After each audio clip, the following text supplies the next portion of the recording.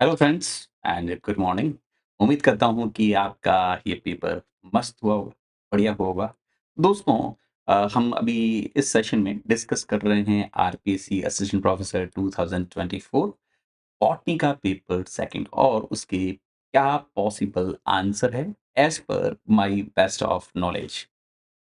Final answers क्या होंगे that this would be decided by RPSC. Okay. अगर आपको किसी आंसर में कोई कंफ्यूजन लगे, डाउट लगे, तो आप कमेंट बॉक्स में ज़रूर डालिएगा। दोस्तों, पहले हम क्वेश्चंस सॉल्व करते हैं प्लांट फिजियोलॉजी के। I think plant physiology was comparatively easy and straight forward. उम्मीद करता हूँ आपकी भी अच्छी हुई। क्वेश्चन है कि वुडन ब्लॉक, क्वेश्चन क्या है दोस्तों? क्वेश्चन है कि wooden log incident in rock causes its breaking during rainy season. It is due to development of बारिश के अंदर लकड़ी गीली हो, रॉक टूट जाती है। इसका क्या कारण है? तो इसका कारण है दोस्तों इम्बिबेशन प्रेशर। वाटर इम्बाइब होती है, लकड़ी स्वेल होती है, जिससे रॉक को तोड़ा जा सकता है। अगला क्वेश्चन है कि वाटर कहाँ से कहाँ मूव करता है? तो डायरेक्टली है, water will always move from a higher water potential to a lower water potential. Higher water potential वहां पर होगा जहां पर सॉल्यूट्स की कंसंट्रेशन कम होगी। लोअर वाटर पोटेंशियल या नेगेटिव, और ज्यादा नेगेटिव वाटर पोटेंशियल वहां होगा जहां सॉल्यूट पोटेंशियल सबसे ज्यादा है। तो आंसर इसका क्या हो गया फ्रेंड्स? थर्ड ऑप्शन इसका आंसर हो गया। Going to the next question. Next question is in a cell the value of osmotic potential is 10 atmosphere pressure. Pressure potential भी 10 एटमॉस्फेयर दे रखा है। After some time because of osmosis the cell become partially turgid and finally complete turgid. At this stage, completely turgid state पर DPD की value क्या होगी? तो DPD की value you all know that would be an osmotic pressure minus the turgid pressure, और OPD में से आपने डीपीडी ओपीडी में से टीपी को माइनस किया, 10 में से 10, आंसर क्या आ गया? 0। तो इसका आंसर होना चाहिए 0। नेक्स्ट क्वेश्चन है बच्चों, that is basically from again water के मूवमेंट से क्वेश्चन है, बहुत डायरेक्ट सा क्वेश्चन है। तो इसका आंसर क्या हो गया? एक्सोस्मोसिस होगी, फिर प्लाज्मोलाइसिस हो जाएगी, फिर दोस्तों टेम्पररी, एंड फाइनली यहाँ पर क्या होगी? परमानेंट विल्टिंग देखने को मिलती। तो जब वाटर, जब प्लांट विल्ट होता है, तो वाटर सबसे पहले बाहर की तरफ रिमूव होगा, जिसे एक्सोस्मोसिस कहा जाएगा। कंप्लीटली अग इसी तरह की चीजें होती रहेगी, तो प्लाज्मा मेम्ब्रेन डिटैच हो जाएगी सेल वॉल से, जिसे प्लाज्मोलाइसिस कहा जाएगा। फिर टेम्पररी विल्टिंग हो सकती है एंड फाइनली वहां पर परमानेंट विल्टिंग है वह देखने को मिल सकती है। अगले क्वेश्चन की तरफ बढ़ते हैं। नेक्स्ट क्वेश्चन में कहा गया मैच करना। तो ये तो आपने मैच डेफिनेटली कर लिया होगा। अब देखो इसको कैसे मैच कर सकते हैं कि पल्सेशन थ्योरी किसने दी थी? तो पल्सेशन थ्योरी है that was given by, out of the given choices it could be pulsation theory. अगर बात करें तो सेकंड से मैच कर लेते हैं, चलो जेसी बोस, ये हम से मैच कर लिया। फिर मास फ्लो हाइपोथेसिस ने दी है, तो मास फ्लो हाइपोथेसिस आप मुझ से मैच कर सकते हैं, इससे मैच कर सकते हैं मास फ्लो हाइपोथेसिस मुझ से। फिर अगला स्टेटमेंट है ट्रांसलेशन कोहेजन पुल। ये तो आप गलत कर नहीं सकते कि ये डिक्सन एंड जॉली की बात है। फिर रिले पंप थ्योरी, ये गोल्ड वेस्ट की होगी, और इन सब के हिसाब से बेस्ट मैच क्या हो गया इनके हिसाब से दोस्तों? Third fourth, third fourth, one और थर्ड ना। रुको वापस एक बार चेक कर लेते हैं, इसके हिसाब से आंसर क्या हो गया?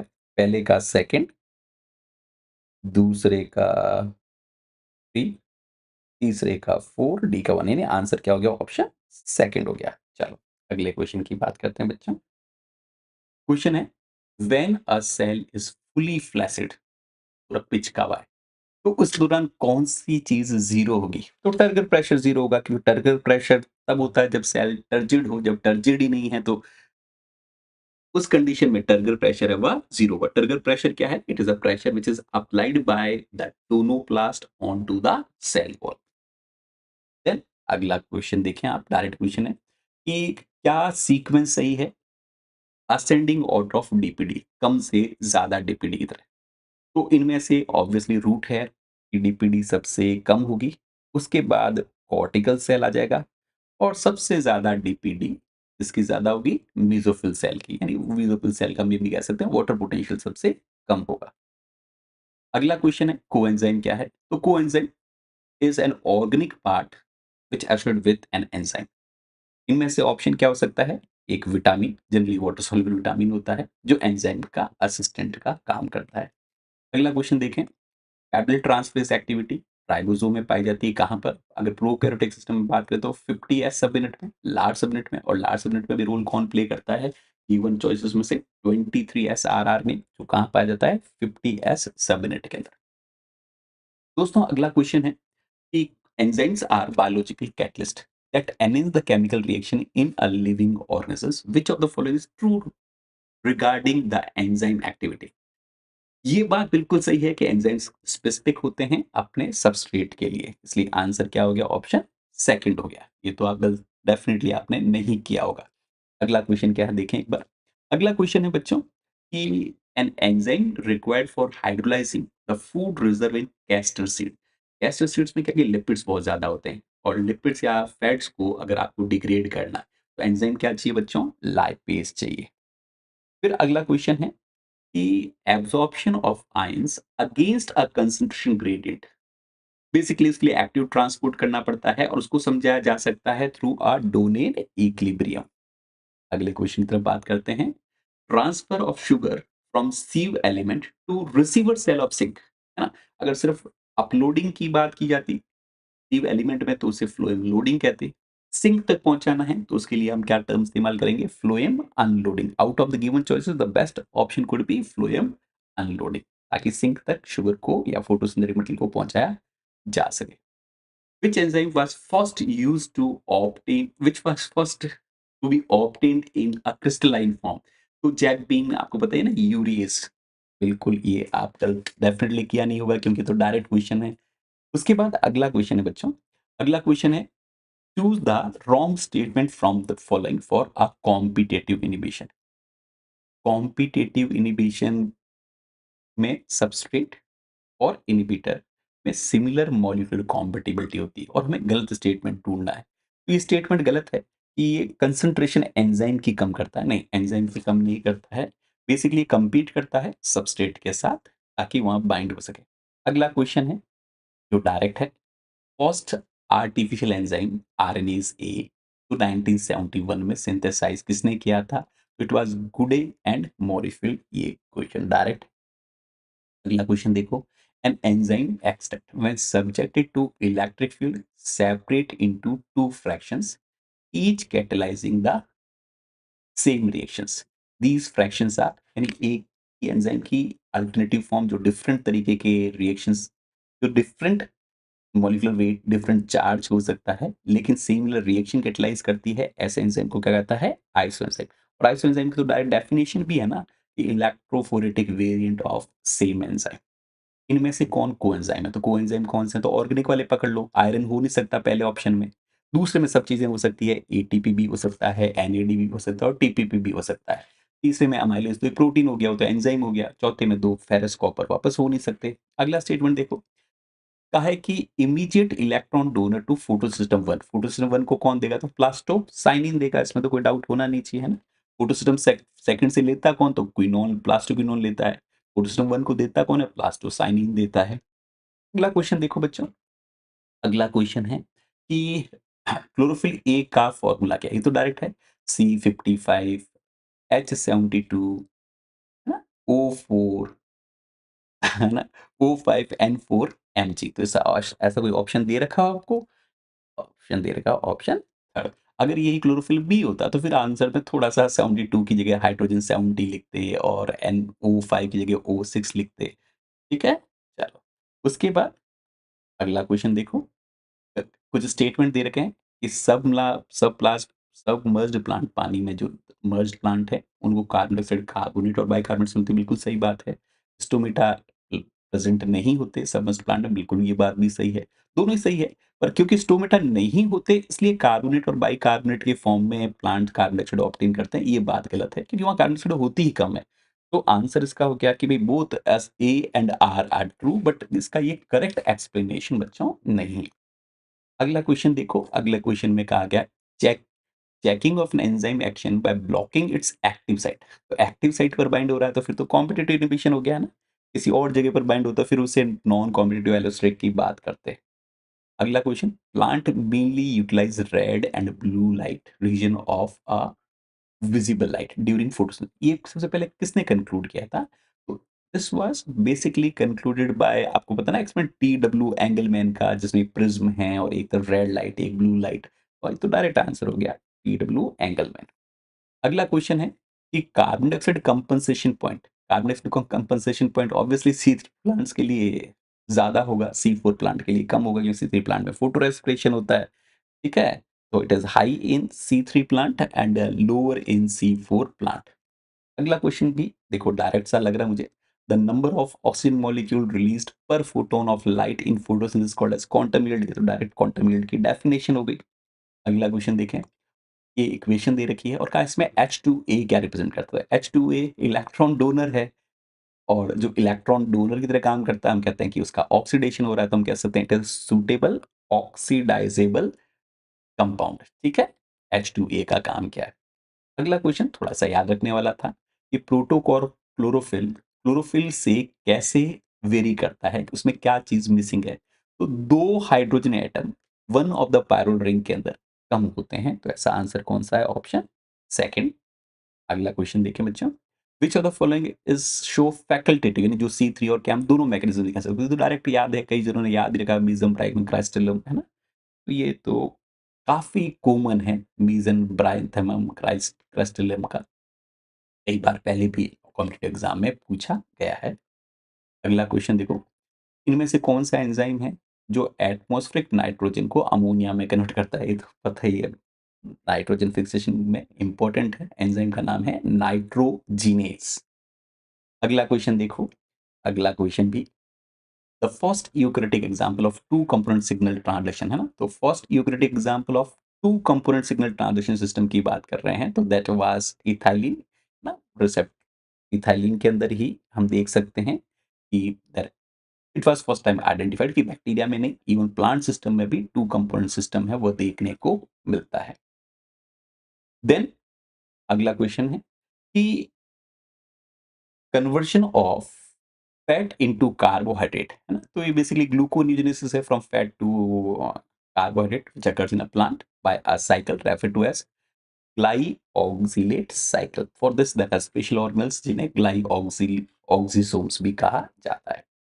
अगला क्वेश्चन है, beta oxidation of fatty acid occur in, beta oxidation कहाँ पर होगा फैटी एसिड का? डायरेक्ट है, तो प्लांट के हिसाब से बात कर रहे हैं तो पर ऑक्सीसोम होना चाहिए। हालांकि यहाँ पर आंसर माइटोकॉन्ड्रिया भी हो सकता है क्योंकि ऐसा मेंशन तो नहीं कर रखा है कि एनिमल में बात कर रहे हैं या प्लांट में बात कर रहे हैं, लेकिन being a student of botany you will choose the peroxisome, otherwise my animals में it also occur in a mitochondria.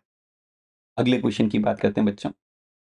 अगला क्वेश्चन है कि which one of the following pair is not correctly matched, कौन सा सही मैच नहीं है। तो मिशेल ने तो basically ATP synthesis oxidative phosphorylation की बात की है, कीमोऑस्मोटिक हाइपोथेसिस की बात की है, तो मास फ्लो हाइपोथेसिस तो मुंच वाली बात होगी, तो पहला ही सही ढंग से मैच नहीं है, बाकी सारी चीजें मैच है। फिर कहा है कि which amino acid is one of the entry point for ammonia assimilation into amino acid, तो याद ही होगा, अल्फा कीटोन्यूक्लियोटाइड ग्लूटामेट में कन्वर्ट होता है, ग्लूटामेट से वापस ग्लूटामीन में कन्वर्ट हो सकता है, ग्लूटामीन वापस ग्लूटामेट, जीएस गूगेट पाथवे पूरी तरीके से याद होगा। तो एंट्री पॉइंट क्या होता है बच्चों? ग्लूटामेट वाला होता है। अगला क्वेश्चन है कि नाइट्रोजन फिक्सिंग ऑर्गेनिजम्स हैं जो N2 को अमोनिया में कन्वर्ट करते हैं, N2 को दो अमोनिया में कन्वर्ट करते हैं, उन्हें क्या कहता है? Diazotrophs. ये भी आपने गलत नहीं किया होगा। Two pathways for ammonia assimilation, तो डायरेक्ट क्वेश्चन वापस आ गया, glutamine oxoglutarate amino transferase pathway that is GOGAT followed by a glutamate dehydrogenase pathway, ताकि ग्लूटामेट को वापस अल्फा कीटोग्लूट्रेट में कन्वर्ट किया जा सके। तो पिछले क्वेश्चन का आंसर इसमें छुपा हुआ है। अगला क्वेश्चन है, विच of the following is not a secondary messenger in signal transduction. तो कैल्शियम आयन है, साइक्लिक एएमपी है, नाइट्रोजन एक्टिवेटेड हाइड्रोजन एक्टिवेटेड जो प्रोटीन काइनेसिस है वह सेकेंडरी मैसेंजर नहीं है। डाइसल्फोस्फोल वापस सेकेंडरी मैसेंजर है। अगला क्वेश्चन है कि एटमॉस्फेरिक नाइट्रोजन फिक्सेशन फ्रैंकिया किसके साथ करता है? फ्रैंकिया आपको पता ही है, एलनस या नॉन लेगुमिनस प्लांट के साथ करता है। तो आंसर क्या हो गया? एलनस हो गया। सुस्बानिया, पेरिस्पोनिया, एक्सोलेनामिना ये तो आंसर हो नहीं सकते थे। अगला question, during seed germination conversion of fat into sucrose, तो फैट को सुक्रोज में कन्वर्ट करनी पहले ग्लाइकोजेनेट साइकिल चलानी पड़ेगी, तो ग्लाइकोजेनेट के लिए पहले ग्लाइकोसोम, फिर उसको कन्वर्ट करना पड़ेगा पायरुवेट को कन्वर्ट करना पड़ेगा फॉस्फोनिल पायरुवेट में, इसके लिए माइटोकॉन्ड्रिया चाहिए, और फाइनली हमारे पास फॉस्फोनिल पायरुवेट बन गया, उससे पूरा ग्लूकोज और सुक्रोज बनाना वो कहाँ पर होगा? साइटोसोल में। तो आंसर क्या हो गया? ऑप्शन थर्ड हो गया। अगला क्वेश्चन है, respiratory quotient can be demonstrated as, ये तो आर क्यूब की वैल्यू सबको याद है, कार्बन डाइऑक्साइड बाय ऑक्सीजन, ये तो गलत नहीं किया होगा आपने, है ना? Respiratory quotient is the ratio of carbon dioxide by oxygen. अगला क्वेश्चन है कि aerobic respiratory pathway is appropriately termed as anabolic, catabolic, amphibolic. तो amphibolic would be more appropriate, है ना?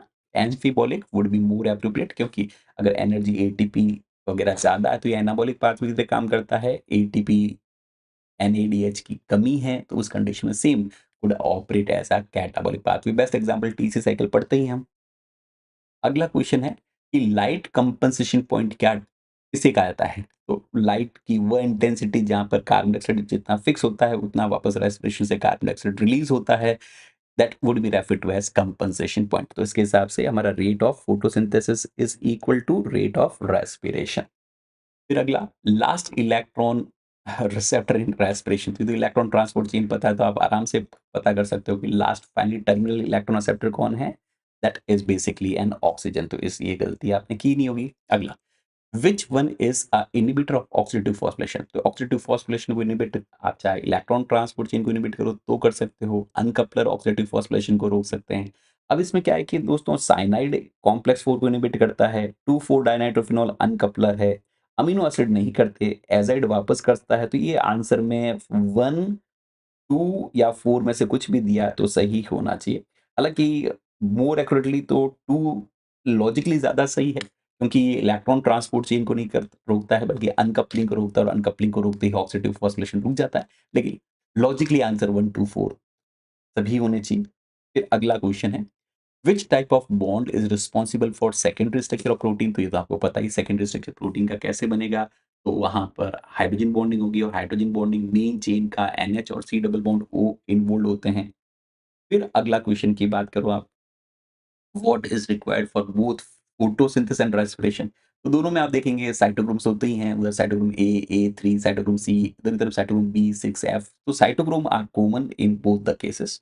अगला क्वेश्चन है, succulent plant the RQ value, तो RQ value CO2/O2 होता है। जब वो CO2 वो रिली रात के वक्त स्टोमेटा ओपन होते हैं तो वहां पर आरक्यू की वैल्यू कितनी आ जाएगी? 0 आ जाएगी। अगला क्वेश्चन है, ट्राई कार्बोक्सिलिक एसिड जिसमें 3 कार्बोक्सिल ग्रुप है वो कौन-कौन है? सिट्रिक एसिड है, एसिटिक एसिड, ऑक्सिलोसक्सेनिक एसिड है। ये 3 एग्जांपल ऐसे हैं जिनमें 3 कार्बोक्सिलिक ग्रुप हैं।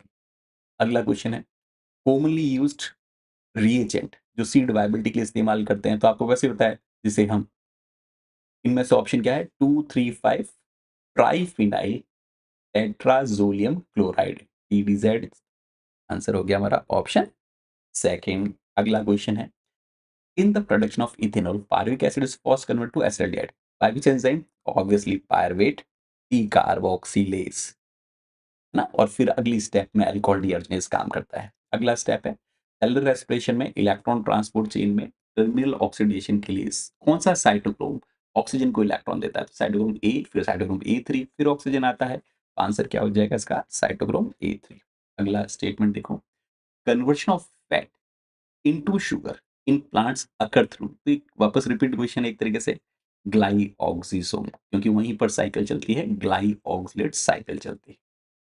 अगला है, flowering in day neutral, day neutral जिनको लाइट का कोई फर्क ही नहीं पड़ता, रिगार्डलेस ऑफ फोटो पीरियड, ज्यादा लाइट दो कम लाइट दो वो फ्लावरिंग करेंगे ही करेंगे, है ना? तो उन्हें कहते हैं day neutral. Which of the following molecules does not help in the mitigating abiotic stress in plant? तो बेसिकली विक है ना, विक्टोरिन बेसिकली बायोटिक स्ट्रेस में इन्वॉल्व है, फंगल टॉक्सिन्स हैं, इसका अबायोटिक स्ट्रेस में कोई रोल लेना-देना नहीं है और वैसे भी ये क्वेश्चन में एस क्यों लगाया पता नहीं एग्ज़ामिनर क्या कहना चाहता है। हो सकता है फिनोलेक्स को भी वो आंसर देना चाहता था, तो इसका आंसर बेस्ट हो सकता है that is the Victorian. Which of the following is a plant secondary metabolite? तो सेकेंडरी मेटाबोलाइट कौन है? तो पैक्टिन होने से रहा, जिबरेलिन होने से रहा, लिग्निन होने से रहा, ये सारे प्राइमरी मेटाबोलाइट है तो पीछे एक ही बचा that is the option third that is scopoletin. अगला स्टेट क्वेश्चन देखो, जिबरलिक एसिड को क्रिस्टलाइज फॉर्म में सबसे पहले किसने ऑब्टेन किया? तो याद आ जाना चाहिए जिबरलिक एसिड होते ही जापानीज लोग याबूटे और या हायाची, है ना? तो आंसर क्या हो गया? ऑप्शन थर्ड हो गया। अगला क्वेश्चन की तरफ बढ़ो। When plants are exposed to new fluctuating pattern of light, अब है ना आपने लाइट थोड़ी जल्दी बाद में देनी शुरू कर दी, तो बायोलॉजी क्लॉक है अब अपने आप को रीसेट कर सकती है न्यू पैटर्न के हिसाब से। इसे ही तो एंटरटेनमेंट कहते हैं, एंट्रेनमेंट कहते हैं ना। This is referred to as entrainment, that is an adjustment in the biology clock according to changes external stimulus changes in the light pattern. Then अगले क्वेश्चन के अंदर कहा गया है बच्चों कि इनमें से कौन-सा करेक्टली मैच्ड नहीं है? तो एब्सिलिक एसिड डोरमेंसी को ब्रेक थोड़ी करता है भाई, एब्सिलिक एसिड तो डोरमेंसी को मेंटेन करता है, बाकी सब सही चीज़ सही थी। अगला, पॉजिटिव फोटोट्रिज्म कब होता है? पॉजिटिव फोटोट्रिज्म के अंदर जो आपके पास जिधर की तरफ सन ल मिल रहा है, उधर की तरफ ग्रोथ है वह कम होगी और जो शेडेड वाला रीजन है उधर की तरफ ग्रोथ ज़्यादा होगी ताकि इधर की तरफ सन की तरफ बेंडिंग हो सके। तो इसके हिसाब से आंसर क्या हो गया? More on shaded side and less on illuminated side, ये हमारा आंसर होना चाहिए। देन अगला क्वेश्चन है, which of the following is an example of true alkaloid? तो एफेड्रिन तो फिनोलिक्स हो गया, कैफीन होने से रहा, कैफीन बेसिकली एक प्यूरिन डेरिवेटिव हो गया, हॉर्डिनिन भी होगा नहीं, आंसर क्या होगा? निकोटीन, हाँ, निकोशिया टॉबिकम से ऑब्टेन होने वाला। अगला क्वेश्चन की तरफ बात करते हैं। अगला क्वेश्चन है बच्चों कि which of the following is not a plant elicitor? कौन सा प्लांट से ऑब्टेन नहीं होता? तो पैक्टिन प्लांट से है, सेलुलोज प्लांट से है, अर्गोस्टिरोल मेनली फंगस से पाया जाता है। तो बेसिकली अर्गोस्टेरोल एक एलिसिटर भी है और प्लांट डिराइव्ड प्रोडक्ट नहीं है। काइटिन भी वैसे प्लांट डिराइव्ड नहीं है, तो अब इसका आंसर थर्ड तो है ही, फोर्थ भी हो सकता है क्योंकि chitin is also present in the fungal system. ठीक है? अब देखो फाइनली क्या आंसर देते हैं, बट 1 एंड 2 नहीं हो सकता। अगला है, which of the following plant is an example showing exceptionally long dormancy between seed? तो ये डायरेक्ट है, ल्यूपाइन लुपिनस है, जिसकी बहुत ज़्यादा डोरमेंसी 3 से 10 साल तक भी डोरमेंसी हो सकती है यहाँ पर। A living continuum of cell जो प्लाज्मोडेस्माटा से इधर से उधर कनेक्टेड होता है तो उसे दोस्तों सिम्प्लास्ट कहा जाता है। Which of the following are microbodies? तो microbodies single membrane bound organelles हैं, that is peroxisome, glyoxysome, lysosome etcetera, इन्हें माइक्रोबॉडीज कहा जाता है। The sequence of enzyme associated with a repair of thymine dimer, तो थायमिन डाइमर को repair करने में सबसे पहले कौन करेगा? एंडोन्यूक्लियस काम करेगा, पैच को हटाएगा, फिर कोई पॉलीमरेज़ आएगा जो गैप को फिल करेगा और फाइनली लाइगेज़ आएगा जो कि सीलिंग करने का काम करेगा। यानी आंसर इसके हिसाब से ऑप्शन 1 हो जाएगा। Which type of DNA is known to have 12 nucleotide base pair in a turn? तो ये बहुत डायरेक्ट सा बच्चों, तो 12 तो आपके पास ज़ेड फॉर्म ऑफ डीएनए में ही होता है। ए होता तो 11 होता, बी होता तो 10.5 होता। In rapidly dividing cells ER is poorly developed, ऐसा होना चाहिए क्योंकि इतना टाइम ही नहीं मिलता कि ईआर सही ढंग से डेवलप हो सके। तो इन रैपिडली डिवाइडिंग सेल्स है ना, इन रैपिडली डिवाइडिंग सेल्स। फिर अगले क्वेश्चन की बात करते हैं, फ्लूइड मोज़ेक मॉडल किसने दिया है? तो सिंगर निकोलसन, ये भी गलती आप करेंगे नहीं। फिर अगला क्वेश्चन, असर्शन और रीजन की बात देखिए कि mitochondrial DNA is similar to prokaryotic DNA, सही बात है। Mitochondria are thought to be evolved from prokaryotes, yes, rickets या प्रोटोज़ोआ जैसे बैक्टीरिया से। इन दोनों ही बातें सही है, both A are true and R is correct explanation of A. अगला क्वेश्चन, लैम्ब्रस क्रोमोसोम oocytes में मियोसिस पर जो अरेस्टेड है वहाँ पर देखा जा सकता है जहाँ ट्रांसक्रिप्शन बहुत ज़्यादा होता है, तो ये मियोटिक बाइवेलेंट पर ये कंडीशन आपको देखने को मिल सकती है। फिर अगला क्वेश्चन है कि DNA damage mostly induced by UV light is pyrimidine and thymidine dimers, one of them is pyrimidine dimer. अगला क्वेश्चन, सैटेलाइट क्रोमोसोम में सेकेंडरी कॉन्स्ट्रिक्शन होता है ना, इस तरीके से ये प्राइमरी कॉन्स्ट्रिक्शन और एक सेकेंडरी कॉन्स्ट्रिक्शन भी होता है, जहाँ जिनको है ना, जैसे ह्यूमन का क्रोमोसोम 14, 15, 21, 22, 13 में सेकेंडरी कॉन्स्ट्रिक्शंस होता है। फिर अगला काइनेटोकोर क्या है? काइनेटोकोर कई सारी प्रोटीन की असेंबली है जो कि सेंट्रोमियर पर आकर जमती है ना? सेंट्रोसोम मत कर लेना, सेंट्रोमियर। अगला, in which pair of chromosome one additional chromosome is found in Down syndrome? तो डाउन सिंड्रोम में जो एडिशनल बच्चों क्रोमोसोम पाया जाता है दैट इज 21st ना, बाकी आपको पता ही होगा, एडवर्ड, पटाउ, डाउन, क्लाइनफिल्टर सब पता होगा। आगे, न्यूक्लिक एसिड्स एक अनब्रांच लॉन्ग चेन पॉलीमर है किसके? न्यूक्लियोटाइड्स के। तो न्यूक्लियोटाइड्स सिर्फ आंसर होना चाहिए ओनली ए इज करेक्ट। अगला क्वेश्चन की तरफ बढ़ते हैं बच्चों। ट्राइपार्टिट स्ट्रक्चर क्रोमोसोम में सीन इन है ना, सीन इन पे ध्यान रखना है ना। सीन तो कहाँ पर दिखाई देता है? In form of chiasma, it is seen in the pachytene stage. कहाँ पर? यानी कुल मिलाकर सिनेप्टोमल कॉम्प्लेक्स के बारे में बात की गई है। तो सिनेप्टोमल कॉम्प्लेक्स कहाँ बनता है? तो जाइगोटिन होता है। कहाँ दिखाई देता है? तो पैकाइटिन होता है। अगला क्वेश्चन है कि सेंट्रोमियर कब डिवाइड होता है? मियोसिस फर्स्ट में तो होमोलोगस क्रोमोसोम सेपरेट होते हैं। मियोसिस सेकंड के एनाफिल सेकंड के अंदर सेंट्रोमियर डिवाइड होता है। यानी बेसिकली क्वेश्चन तो होना चाहिए कि क्रोमेटिड्स कब डिवाइड होते हैं? तो क्रोमेटिड डिवाइड होते हैं एनाफेज सेकंड में। अगला क्वेश्चन देखो, name the scientist who explain that new sales arise from pre existing cells. तो रूडोल्फ वुर्चो कहते हैं ना, ओमनी सेल्युलर दी सेल्युलर। ये तो गड़बड़ किया नहीं होगा आपने। फिर इसके अंदर आपको मैच करना था बच्चों की रैक बी सी डी की काम प्रोसेसिंग वगैरह है।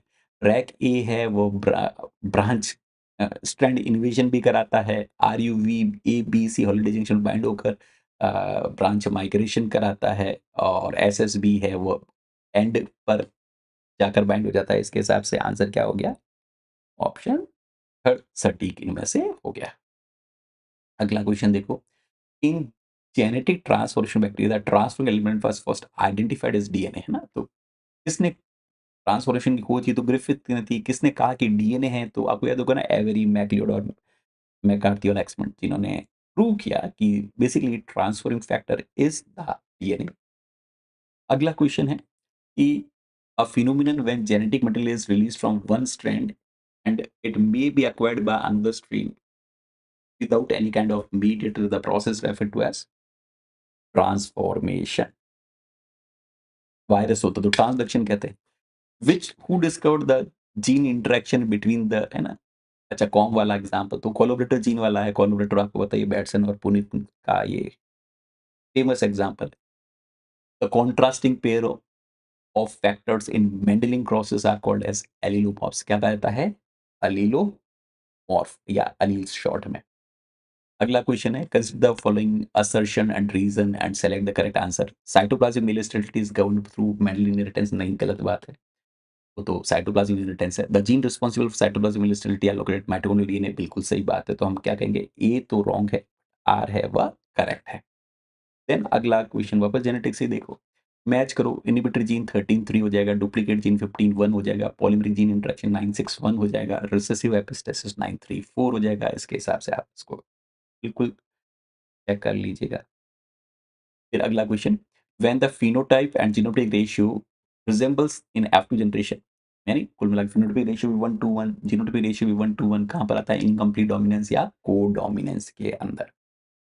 अगला क्वेश्चन देखें कि the mapping unit centimorgan used in linkage map is equal to 1% frequency in, यानी 1 centimorgan is equal to 1% when you carry out a 2 point test cross है ना। तो आंसर क्या होना चाहिए इनमें से? Option test cross. अगला है कि consider the following statement 1 and 2 और फिर सेलेक्ट करो क्या बात सही है। तो कहा गया है इफ F1 प्लांट अगर आपने डोमिनेंट पेरेंट के साथ क्रॉस किया तो सारे डोमिनेंट आएंगे, बिल्कुल डोमिनेंट ही आएंगे है ना। कि भैया आपने ए को ए के साथ किया तो सारे डोमिनेंट फिनोटाइप ही आएंगे। और दूसरे में कहा गया कि ए को आप रिसेसिव पेरेंट के साथ क्रॉस करोगे तो डोमिनेंट फिनोटाइप भी आएंगे और रिसेसिव वाला फिनोटाइप भी आएगा। बिल्कुल सही बात है। और दूसरे को आप बैक क्रॉस भी कहते हैं। तो इसके हिसाब से सही कॉम्बिनेशन क्या हो गए? इन सब चीजों को ध्यान में रखते हुए 1/3 एंड 7 है ना। 1/3 एंड 7 मतलब ऑप्शन सेकंड। फिर अगला क्वेश्चन देखो, the diploid number of chromosome in tomato is 24। कितने लिंकेज ग्रुप? तो linkage group is equal to haploid set of chromosome. 24 का हैप्लोइड सेट हो गया 12। तो आंसर क्या हो जाएगा इसमें? 12। अगला क्वेश्चन देखो, और ये भी मैच, सबसे दूर किसको रखना है जिसमें सबसे ज़्यादा डिस्टेंस है, तो बी, सी को सबसे दूर रखना है, ई और सबसे ज़्यादा डिस्टेंस किसके अंदर है? तो ए और बी के बीच में, ठीक है। ए और बी के बीच में सबसे ज़्यादा डिस्टेंस है, तो ए और बी तो सबसे ज़्यादा दूर इसी ऑप्शन में है, ठीक है। ए और बी को सबसे दूर रखा जाना चाहिए और बी और सी को सबसे नज़दीक रखो, सी और डी को भी नज़दीक रखो, ये सारे कॉम्बिनेशन ऑप्शन 1 में ही मैच हो रहे हैं। अगला क्वेश्चन है बच्चों, कि फ्लोरोसेंट इन सिटू हाइब्रिडाइजेशन एक टेक्निक है, जिससे आप क्रोमोसोम के ऊपर किसी एक पर्टिकुलर डीएनए सीक्वेंस को पता कर सकते हो। अगला क्वेश्चन है, if the base sequence of strand DNA CAT, ATG, CAT, GAC, तो उसका रिवर्स क्या होगा? तो रिवर्स तो बहुत सिंपल सा होगा ना, सी के सामने जी रख लो, ए के सामने यू रख लो, और यू टी के सामने ए रख दो, तो इस तरीके की सीक्वेंस कहाँ आएगी? वो सीक्वेंस को आप चूज कर लो, तो आंसर आ जाएगा ऑप्शन थर्ड हो जाएगा, जी, सॉरी फोर्थ हो जाएगा, जी यू ए आ जाएगा, जी टी ए की जगह जी यू ए, फिर यू ए जी, इस तरह की सीक्वेंस बन जाएगी। अगला, विच of the following enzyme removes negative super coiling in replicating DNA? तो नेगेटिव सुपर कॉइलिंग को रिमूव करो या पॉजिटिव सुपर कॉइलिंग को रिमूव करो, रिमूव करने का काम तो कौन करता है? टोपोइसोमरेज ही काम करता है ना। अगला क्वेश्चन है, डीएनए पॉलीमरेज फर्स्ट टाइम किसने, कौन ने कौन सा डीएनए पॉलीमरेज 1 को डिस्कवर किया था? How many codons would be obtain bye doublet codon system? Doublet होता तो 4:2 हो जाएगा, 16 आंसर आ जाएगा। ट्रिपलेट होता तो बच्चों हमारे पास 64 होता। अगला क्वेश्चन की बात करो, which enzyme catalyse transcription of RNA in bacteria? तो RNA polymerase, DNA dependent RNA polymerase इसका आंसर हो जाना चाहिए, इसमें कोई गलती होनी नहीं चाहिए। फिर क्वेश्चन में कहा गया, the codon AUG is the start codon, initiation codon है, एम्बर तो होने से रहा, कोर होने से रहा, टर्मिनेशन होने से रहा। फिर ribosome in a prokaryotic cell bind it, तो ribosome binding site, and ribosome binding site is also referred to as Stein-Diagonal sequence. Kozak scanning hypothesis is related to initial of translation, eukaryotic system में आप जानते हैं Kozak scanning hypothesis दी गई थी कि CCR एयूजीजी sequence होती है, वहां तक स्कैन करता हुआ राइबोसोम जाता है। फिर a change in single amino acids that result in point mutation in DNA sequence is called as missense, क्योंकि एक जगह पर बदलाव हुआ है, तो मिससेंस हो जाएगा, ये तो डायरेक्ट है। Initiation of polypeptide chain formation is always brought about at the site of codon. Coding for amino acid, ये तो वापस वो एयूजी वाली बात आ गई, वापस मिथ्योनिन से शुरू होता है, मिथ्योनिन या formal methionine depending on prokaryotic या यूकैरियोटिक सिस्टम। फिर अगला क्वेश्चन क्या है, इन द, इससे पहले कुछ छूट गया क्या? हाँ, in the control of wild type lactose operation if glucose is absent, अच्छी बात है, साइक्लिक ईएमपी ज्यादा होगा, और लैक्टोज प्रेजेंट है तो ऑब्वियसली ज्यादा तेजी से चलेगा, तो cyclic EMP would be high and transcription will occur. Answer क्या हो गया? ऑप्शन 4 हो गया बच्चों। अगले क्वेश्चन की अगले क्वेश्चन की तरफ बढ़ते हैं। कहा गया, चूज द रॉन्ग स्टेटमेंट, गलत ढूंढो। ये बात गलत है कि the mechanism of protein synthesis different in prokaryotes and eukaryotes, दोनों के अंदर मैकेनिज्म ऑलमोस्ट सेम होता है, तो सेकंड वाला स्टेटमेंट गलत है। देन अगला कहा है, which plant was used by Hugo de Vries for developing mutation theory? तो ऑनिथ्रा लेमार्कियाना, ये कौन भूल सकता है। अगला, according to Hardy-Weinberg law, gene and genotype frequency remain constant in a Mendelian population if there is no mutation, no migration, no drift, कुछ भी नहीं होना चाहिए, only what is allowed is reproduction। Answer क्या हो गया? ऑप्शन फोर्थ हो गया। A group of plants produced from a single plant through asexual reproduction is known as clone, जिसमें कोई वेरिएशन नहीं होगा। The selection method for vegetative propagation is called as clonal selection, क्योंकि vegetative propagation वेरिएशन तो होने से रहा। The progeny of single homozygous self-pollinated plant would be true to the type, and that is referred to as pure line. The in vitro technique for haploid plant production from the anthers and pollen cultures was first demonstrated by Guo and Maheshwari. Abnormality that occurs during micropropagation by the use of plant tissue culture method include, तो cuticle development भी कम होता है, complete photosynthesis evolve नहीं होती है, तो answer क्या हो गया? Mix autotrophic, complete photosynthetic ability नहीं होती, क्यूटिकल डेवलपमेंट भी प्रॉपर नहीं हुआ होता है। Then an explant is treated with to the disinfectant prior to placing in a culture, this is done by Clorox, जो कि एक ब्लीच जैसा है, या डिटर्जेंट, सोडियम हाइपोक्लोराइड का ट्रीटमेंट भी दे सकते हैं, जिससे आप बेसिकली फंगल इन्फेक्शंस को आसानी से रिमूव कर सकते हैं। Addition of which of the following substance is essential for the isolation and culture of protoplast to prevent their rupture? क्योंकि प्रोटोप्लास्ट सेल वॉल तो रप्चर हो सकते हैं, उसको मेंटेन करने के लिए हमें क्या चाहिए? ऑस्मोटिकम चाहिए, है ना बच्चा? कौन सा साइंटिस्ट है जिन्होंने एंजाइमेटिक मेथड को इस्तेमाल किया प्रोटोप्लास्ट आइसोलेशन करने के लिए? तो हॉकिंग। अगर एंजाइमेटिक की बजाय मैकेनिकल पूछा तो फिर हम कर लिखते, कर, है ना? सोमेटिक एम्ब्रियोजेनेसिस की स्टेजेस की बात करो तो ये तो कौन भूल सकता है। आप स्टार्ट किससे करोगे? सिंगल सेल से स्टार्ट करोगे, फिर आपके पास ग्लोबुलर ग्रुप ऑफ सेल्स आएँगे, फिर आपके पास ग्लोबुलर आएगा, फिर हर्ट आएगा, फिर टॉर्पेडो स्टेज आएगा, तो इसको तो आप गलत कर नहीं सकते, है ना? सिंगल सेल से स्टार्ट करो, group of cells, globular stage, heart shaped embryo and finally the torpedo shaped embryo. In vitro production of secondary metabolites requires the use of obviously cell suspension culture, ताकि medium जो secondary metabolites उनको आराम से आप obtain कर पाएँ। The cell totipotential in plant was first time experimentally demonstrated by, तो दोनों ही रेनट और स्टीवर्ट दोनों ने कैरेट पर काम किया था, यूएस के कॉर्नल में शायद काम कर रहे थे। दोनों ने ही समकालीन समय में 1858 के आसपास उन्होंने शायद एग्जैक्टली ईयर देख लेना, बट रेनट एंड स्टीवर्ट दोनों ने बेसिकली टोटिपोटेंसी को प्रूव करने की कोशिश की। कंसेप्ट वगैरह हिपलैंड ने दिया था, बट प्रूवन यहाँ पर आकर हुई थी। Which of the following method of micropropagation does not help in increasing genetic diversity? Clonal propagation करोगे तो जेनेटिक डाइवर्सिटी कैसे आएगी भाई? वहाँ तो सारे के सारे क्लोन्स ही बनेंगे। क्या है कि दोस्तों सोमा क्लोनल वेरिएशंस कहाँ ज़्यादा देखने को मिलता है? तो जब कभी भी आप डिफरेंशिएटेड सेल को डी-डिफरेंशिएशन कराओगे, कैलस फॉर्मेशन कराओगे, फिर सोमेटिक एम्ब्रियोजेनेसिस कराओगे, प्लांट जनरेट करोगे, तो वहाँ पर सबसे ज़्यादा वेरिएशंस आएगा। जहाँ डी-डिफरेंशिएशन इन्वॉल्वड है, वहाँ पर सोमा क्लोनल वेरिएशन चांसेस हमसे हमेशा ज़्यादा रहते हैं।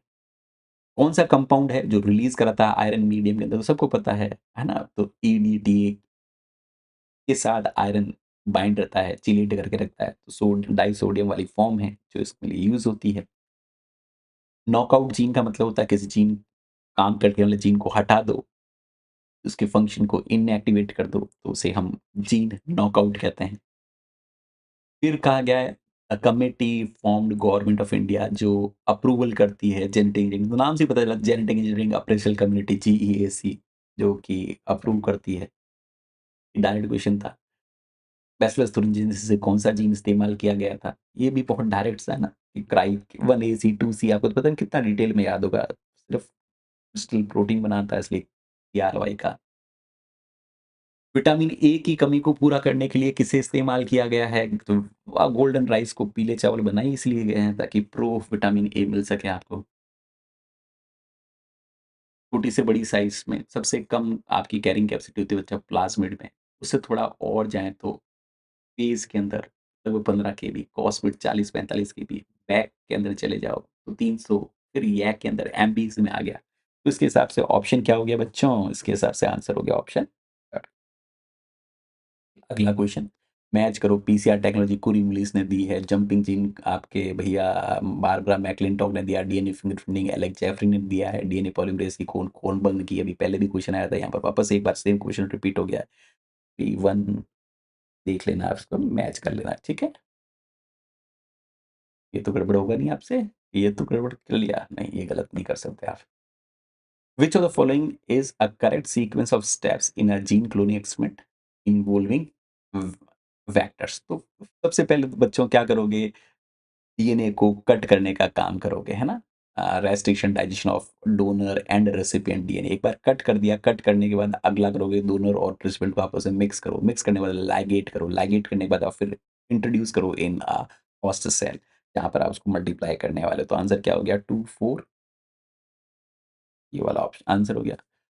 What is true for RT PCR? तो RT PCR that is reverse transcriptase PCR, इससे आप आरएनए से डीएनए की खूब सारी कॉपीज़ बना सकते हो। You can make a multiple copies of or you can create multiple copies of DNA molecule from a one mRNA or या one RNA। अगला क्वेश्चन है consider the given assertion and reason and select the correct answer using the codes below। assertion A that for testing in a case of patented dispute DNA fingerprinting is very important technique, बिल्कुल सही बात है। It employs the principle of polymorphism in a DNA sequence polymorphism as a inheritance from parent to children, ये बात भी सही है भाई। ये तो फिर दोनों ही बात सही होगी और करेक्ट रीज़न भी हो गया, ये तो करेक्ट एक्सप्लेनेशन भी हो गया, both A are true and ये करेक्ट एक्सप्लेनेशन भी हो गया, बिल्कुल सही बात है ये तो। अगला क्वेश्चन कहा गया 20th anniversary of Cartagena protocol biosafety कब हुआ? 2023। ये तो डायरेक्ट क्वेश्चन हो गया भई, इसमें कुछ नहीं कर सकते आप। The correct sequence of 3 steps of polymer, तो डीनेचुरेशन करोगे, प्राइमरी अनलीविंग होगी और फिर पॉलीमराइज़ेशन होगा। अरे भई ऐसे क्वेश्चन भी क्यों दे रहे हो मेरे बच्चों को? ये सब तो नेट क्लियर्ड हैं, सब मास्टर हैं, उनको कहाँ नीट के लेवल के क्वेश्चन दे रहे हो। A collection of recombinant vectors which contain fragment of chromosomal DNA, है ना? आरएनए से डिराइव्ड नहीं, क्रोमोसोमल डीएनए का फ्रैगमेंट है तो फिर आंसर क्या हो जाएगा? जीनोमिक लाइब्रेरी हो गई। है ना? तो कई बार लगता है इतना क्यों पढ़ लेते हैं जब ऐसे ही क्वेश्चन देने हैं तो। Which of the following is generally used to coating a DNA particle acceleration for genetic transformation plant cell? तो टंगस्टन गोल्ड पार्टिकल, टंगस्टन इनमें से ऑप्शन दे रखा है। Which of the following factor affect the finality of DNA polymerase chain reaction? PCR में magnesium concentration में फर्क पड़ेगा, pH से भी फर्क पड़ेगा, अनलिंक टेम्परेचर से फर्क पड़ेगा, तीनों से फर्क पड़ेगा। सो द 1, 2 और 3 तीनों से इन्फ्लुएंस होगा, अफेक्ट होगा। अगला क्वेश्चन है कॉस्मिड्स आर प्लाज्मिड विद कॉसाइट। कॉसाइट कहाँ से? जैसे लैम्डा फेज से, बैक्टीरियोफेज से लेते हैं। भैया क्या कर रहे हो? क्या सवाल दे रहे हो? क्यों इतना मुश्किल भरा सवाल दे रहे हो? Which of the following are correctly match? Type 2 restriction to nucleus cut DNA at specific site. बिल्कुल सही बात है, डीएनए लाइगेज कट नहीं करते भैया, वो तो जोड़ने का काम करते हैं। एक्सोन्यूक्लियस थर्ड जॉइन करने का काम नहीं करते, वो लाइगेज का काम है। Reverse transcriptase making DNA copy from mRNA. बिल्कुल ये बात तो सही है, तो ए एंड डी सही है भैया, ए एंड डी सही है। फिर अगले क्वेश्चन के अंदर कहा गया है कि what is the primary use of DNA fingerprinting forensics? Obviously individuals को आइडेंटिफाई करना बेस्ड ऑन जेनेटिक पॉलीमॉर्फिज्म, इससे सिंपल क्या हो सकता है? Which of the following technique allow quantification? तो क्वांटिफिकेशन में से कौन करेगा? आपका रियल टाइम पीसीआर, जैसे क्यूपीसीआर, क्वांटिटेटिव पीसीआर भी कहा जाता है ना? स्पेशली अभी तो कोरोना में बहुत इस्तेमाल हुआ था इसका। Which of the following most commonly used constitutive promoter in transgenic plants? Obviously cauliflower का 35S promoter from CMV। कौन सा स्टेटमेंट इनकरेक्ट है कि trademark registered by a person और company can not be used commercially? तो फिर कराया खाए को ट्रेडमार्क भाई, कराते इसलिए कि उसका कमर्शियली इस्तेमाल कर सकें। फिर which of the following is correct for APLP? Procedure of ALP combines some features of RFLE and APD। RAPD बिल्कुल सही बात है। ट्रांसलेशन, डाइजेशन जीनोमिक डीएनए का करते हैं, फिर एंड पर लाइगेशन करते हैं, फिर प्री एम्प्लीफिकेशन करते हैं, फिर एक्चुअल एम्प्लीफिकेशन करते हैं। तो इसमें तो तीनों ही सही हो गए, ए, बी, सी तीनों ही सही हो गए। The rank correlation, the coefficient of correlation is calculated by the formula. तो डायरेक्ट फार्मूला आपको याद रखना पड़ेगा बच्चों, इसका मतलब इसका कोई सॉल्यूशन नहीं हो। 6 1 minus 6 E D square N square minus N. तो आंसर क्या हो गया इसका? ऑप्शन फोर्थ हो गया। अगला क्वेश्चन है the variance of sample can not B negative. कैसे होगी कि एक्स माइनस एक्स बार का स्क्वायर, अगर माइनस वैल्यू भी है तो पॉजिटिव होगी, तो ये कैन नेवर बी नेगेटिव, क्योंकि वैल्यू स्क्वायर्ड होती है और स्क्वायर्ड वैल्यू का फायदा कि वो वैल्यू भी नेगेटिव नहीं हो सकती। The binomial distribution n equal to 8 है, p इक्वल टू 1/3 है, देन स्टैंडर्ड डिविएशन क्या होगा? तो ये तो भी आप निकाल सकते हैं ना, स्टैंडर्ड डिविएशन आप इसको निकाल सकते हैं। तो स्टैंडर्ड डिविएशन आप सपोज इस तरीके से अंडर रूट निकाल लें, under root of n multiplied by probability minus 1 minus p probability, तो आपके पास under root of number of observation आपको दे रखी है, दैट इज 8। प्रोबेबिलिटी दे रखी है आपके पास 1/3, नॉट प्रोबेबिलिटी हो गई 2/3, तो 8 दूनी 16, under root of 16 divided by 9 that is 4/3, answer हो जाएगा। अगले क्वेश्चन की बात करते हैं। Which of the following measure of central tendency is unaffected by extreme, यानी आउटलायर से कौन अफेक्टेड नहीं होता है? सबको बच्चे बच्चे को पता है कि मीडियन अफेक्ट नहीं होता आउटलायर से, और सबसे ज्यादा कौन अफेक्ट होता है? तो मीन अफेक्ट होता है। कोएफिशिएंट ऑफ वेरिएंस कहा गया बच्चों 40 है, स्टैंडर्ड डेविएशन 20 है, तो अरिथमेटिक मीन कितना होगा? अरिथमेटिक मीन 50 हो जाएगा। कैसे सॉल्व करके निकालोगे? तो सॉल्यूशन करने का फॉर्मूला बहुत सिंपल सा है कि standard deviation divide by coefficient of variance into 100 करो, तो आपके पास स्टैंडर्ड डेविएशन कितना है? स्टैंडर्ड डेविएशन कितना दे रखा है? तो 20 दे रखा है। कोएफिशिएंट ऑफ वेरिएशंस कितना दे रखा है? कोएफिशिएंट ऑफ वेरिएंस 40 दे रखा है ना। परसेंटेज में बात करोगे तो 0.4 हो गया, इनटू 20 इंटू 0.4 कर लिया, यानी 40/100 कर लो, 40/100 कर लो तो 0.4 ही होगा, तो आपके पास 20/0.4 हो जाएगा। कट गया 50, 50 ही आंसर आना है कुछ भी करके। हाँ, अगला क्वेश्चन है कि एनोवा टेक्निक किसके लिए है? एंड हाँ, में फुल फॉर्म उसका है एनालिसिस ऑफ वेरिएंस करने के लिए इस्तेमाल होती है। अगले क्वेश्चन में कहा गया एक बैग है जिसमें 10 ब्लैक बॉल है, 20 व्हाइट बॉल है। अगर रैंडमली आप ड्रॉ करो और ब्लैक बॉल आए तो टोटल 30 में से बेसिकली ब्लैक बॉल है ही कितनी? 10, तो प्रोबेबिलिटी कितनी हो गई? 1/3 हो गई। इससे सिंपल क्या मैथ्स का सवाल दे सकता था। अगला क्वेश्चन में कहा गया है the standard error of mean is an essential measure of the standard deviation of distribution of sample mean. Basically इसमें ये पता करना कोशिश करते हैं कि जो सैंपल मीन है क्या वो पॉपुलेशन मीन से ज्यादा वेरी तो नहीं कर रहा है। इसलिए आंसर 1 है। Which of the following is not a discrete probability distribution? तो बाइनोमियल डिस्क्रीट है, पॉइजन भी डिस्क्रीट है, क्वार्टाइल भी डिस्क्रीट है। तो नॉर्मल डिस्ट्रीब्यूशन है वह कंटिन्यूअस प्रोबेबिलिटी डिस्ट्रीब्यूशन है, न कि डिस्क्रीट। तो आंसर इसमें क्या हो गया? Normal distribution. In a biological experiment comparing the growth of plant species, which statistical test is suitable for analyzing difference in growth rate? तो हम ये मानकर चल रहे हैं खूब सारी प्लांट स्पीसीज है, उनकी ग्रोथ रेट को कंपेयर करना, मीन ग्रोथ रेट को कंपेयर करना। तो मल्टीपल प्लांट स्पीसीज को ग्रोथ रेट को कंपेयर करने के लिए इनमें से जो बेस्ट चॉइसेस है that is the analysis of variance. तो these were the questions which were asked in 40 paper second. उम्मीद करता हूँ आपके ज्यादा से ज्यादा क्वेश्चन सही हुए होंगे। All the best for your results. Thank you friends, thank you. Bye bye, take care.